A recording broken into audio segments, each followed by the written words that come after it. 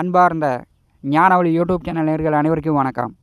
இந்த பதிவில் மேச ராசி அன்பர்களுக்கு குரோதி வருடத்தின் 5வது மாதமான ஆவணி மாத ராசி பலன்கள் காணலாம். வாக்கிய கணித பஞ்சாங்கப்படி ஆவணி மாத கோச்சார கிரக சஞ்சார நிலைகளை காணலாம். ஆவணி மாதம் புதன், சுக்கிரன், செவ்வாய் 3 கிரகங்கள் வெவ்வேறு வீடுகளுக்கு பெயர்ச்சியாளர்கள்.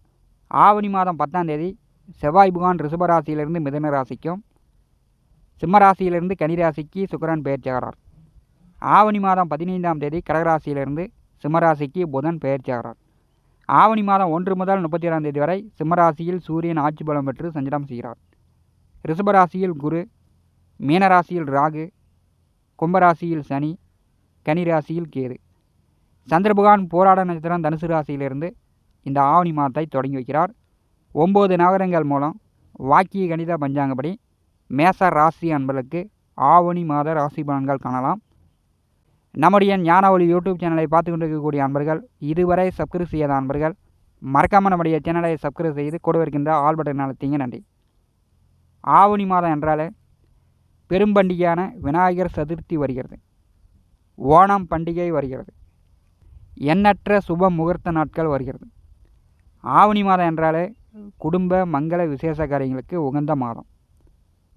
மேச ராசிக்கு 5வது வீட்டிலே பூர்வ புண்ணியஸ்தானத்திலே பூர்வ பஞ்சம புண்ணியாதிபதி சூரியன் ஆட்சி பலம் பெற்று சஞ்சாரம் செய்கிறார். எல்லா வருடம் வரக்கூடிய ஆவணி மாதம் மேச ராசி என்பதற்கு மிக மிக சிறப்பாகவே இருக்கும். 5ஆம் வீட்டின் அதிபதி ஆட்சி பலம் பெற்றிருக்கும் போது உங்களுடைய மன எண்ணம் புத்துணர்ச்சி அடையும். நீ நினைச்சது இந்த மாதம் சாதித்து கொள்ளலாம். 5வது வீட்டிலே சூரியன் ஆட்சி பலம் பெற்றிருக்கும் போது தந்தை வழியில் நல்ல ஆதரவு கிடைக்கும். பங்காளிகள், சித்தப்பா, பெரியப்பா வழியில் நல்ல ஆதரவு உண்டு. அரசு வழியில் அரசாங்கத்தின் மூலம் நல்ல ஆதரவு மேசராசி என்பதற்கு கிடைக்கும். அரசு வேலைக்கு முயற்சி செய்யக்கூடியவர்கள், தேர்வு எழுதக்கூடியவர்கள் இந்த மாதம் 15ஆம் தேதிக்கு பிறகு முயற்சி செய்யலாம். 5வது வீட்டிலே சூரியன் ஆட்சி பலம் பெற்றிருக்கும்போது உங்கள் பிள்ளைகளுக்கு நல்ல மதிப்பு மரியாதை உண்டு. மூத்த பிள்ளைக்கு சிறு சிறு நோய் நொடி தொந்தரவு, சளி, காய்ச்சல், உஷ்ணம் சம்பந்தப்பட்ட சிறு சிறு உடல் உபாதைகள் வருவதற்கான வாய்ப்புகள் உண்டு.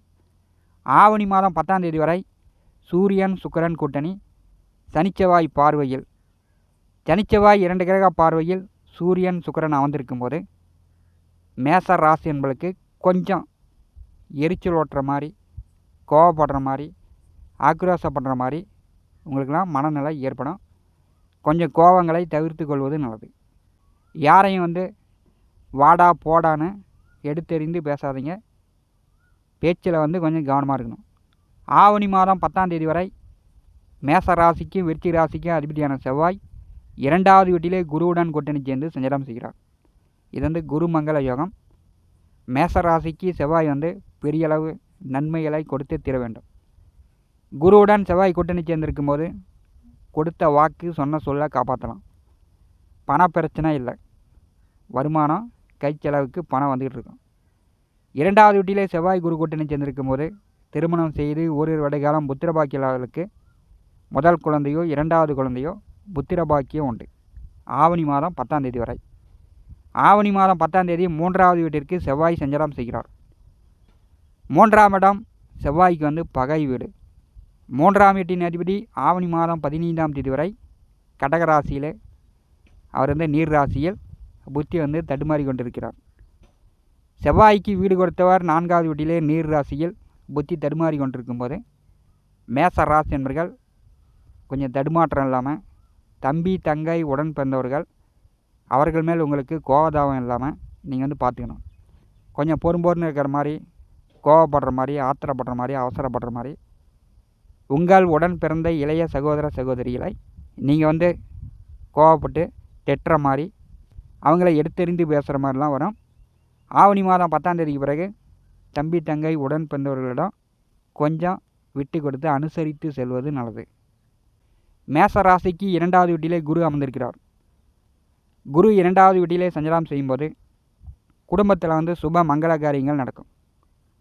திருமண வயதில் உள்ளவர்கள், வரன் பார்த்து கொண்டிருப்பவர்கள் ஆவணி மாதம் 10ஆம் தேதிக்கு பிறகு வரன் பார்த்தீங்கன்னா வரன் செட் ஆகும். திருமணம் நடக்கக்கூடிய வாய்ப்புகள் உண்டு. ஆவணி மாதம் 10ஆம் தேதி 6வது வீட்டிற்கு சுக்கிரன் பெயர்ச்சி ஆகிறார். மேச ராசிக்கு 2ஆம் வீட்டிற்கும் 7ஆம் வீட்டிற்கும் குடும்ப கலத்திரக்காரகன் சுக்கிரன் இந்த மாதம் ஆவணி 10ஆம் தேதி முதல் நேச நிலையில் கேதுவுடன் கூட்டணி சேர்ந்து சஞ்சாரம் செய்கிறார்.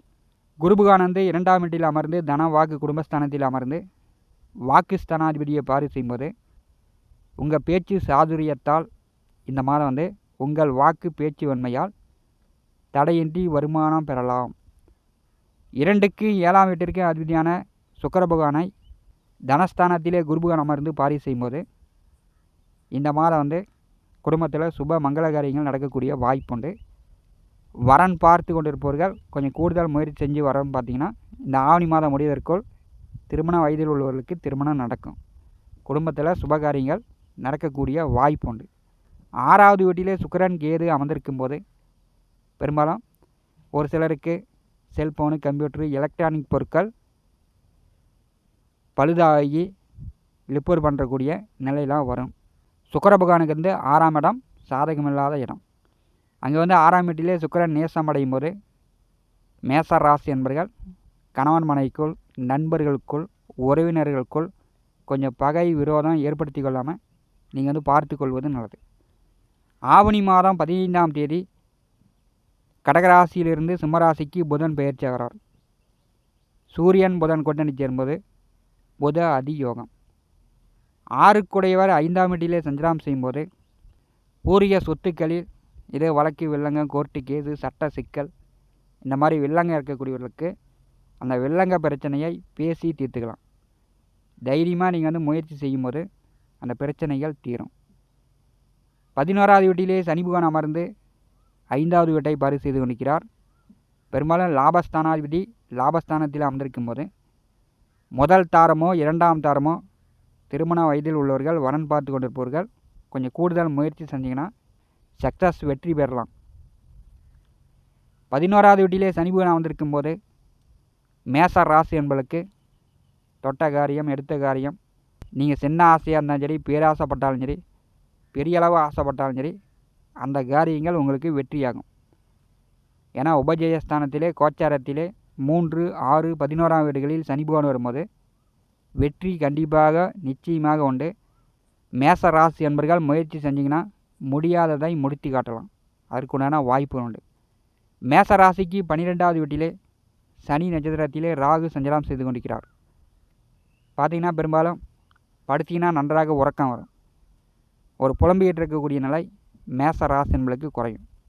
விரயம் குறையும். ஏன்னா சனி பகவான் லாபத்திலே பலமாக இருக்கும்போது விரயங்கள் தேவையில்லாத செலவுகள் பெரும்பாலும் குறையும். குடும்பத்தில் சுப மங்கள காரியங்கள் வீடு கட்டுறது புதிய வண்டி வாகனங்கள் வாங்கிறது நிலபல சொத்து சேர்க்கை இந்த மாதிரி உங்கள் தேவைக்கான செலவுகளை இந்த ராகு பகவான் கொடுக்க போகிறார். அயன சயன போக விரயஸ்தானத்திலே ராகு சனி நட்சத்திரத்திலே சஞ்சாரம் செய்யும்போது பிரம்மாண்டமாக பெரியளவு மேசராசி என்பளுக்கு ஒரு நல்ல முன்னேற்றங்களை தான் கொடுக்க போகிறார். இதை நீங்கள் பயன்படுத்தி கொள்ளலாம். ஆவணி மாதம் விநாயகரை எழுதிய விதி என்ன சொல்கிறது என்றால் மேச ராசி அன்பர்கள் ஆவணி மாதம் பெரும் பண்டிகையான விநாயகர் சதுர்த்தி வருகிறது. விநாயகர் சதுர்த்தி அன்று காலையில் நேரமாக எழுந்து குளிச்சுட்டு அரச மரத்தடியில் இருக்கக்கூடிய விநாயகர் பெருமானை அரச மரத்தையும் விநாயகரையும் வலப்புறமாக 7 சுற்றும் இடப்புறமாக 2 சுற்றும் சுற்றி விநாயகரை வழிபாடு செய்யுங்க.